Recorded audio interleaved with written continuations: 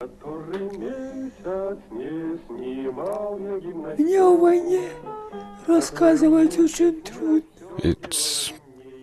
very difficult for me to talk about the war.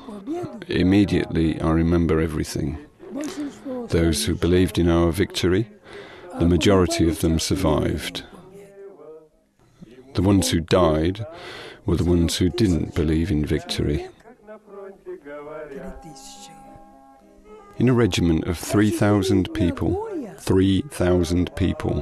after 4 days of battle, 170 remained. Many of them are still around.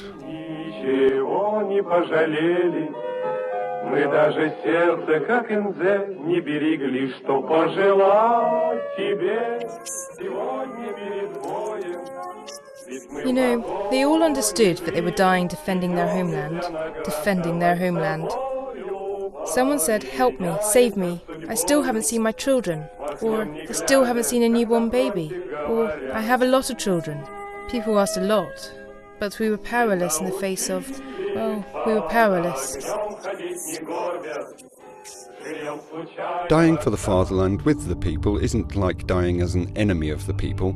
In the peaceful pre-war period, the people were divided into executioners and victims. During the years of Stalin's repressions, death hung over the country of 200 million. Fearing death, people displayed the most vile characteristics: cowardice, meanness, treachery. In the camps, they feared death less. There, they dreamed of it. Dying from beatings, backbreaking labour, hunger, cold, torture. The exact number of deaths is unknown to this day. It amounts to tens of millions. The war, where everything was simple and clear, ended, but intimidation as a method of ruling the people returned. Once again there were waves of arrests. The case of the doctor murderers was interrupted by the death of Stalin. There followed an unbelievable explosion of national grief. The fear of death and an abnormal love of the executioner was still so strong that hundreds of thousands of Muscovites went to say goodbye to the leader's body. Hundreds of people were trampled to death. It must be remembered that, coming to power, the Bolsheviks made it their first task to try to eradicate all religion, and in doing so, eradicated people's traditional attitude toward death.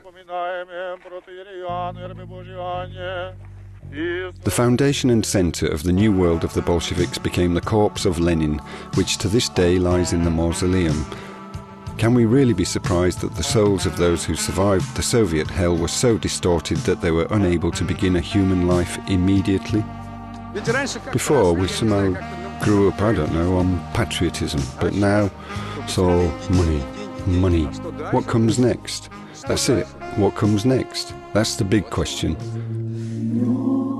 Many understood that living without God in your soul and the Tsar in your head was senseless and suicidal. A senseless life leads to a senseless death.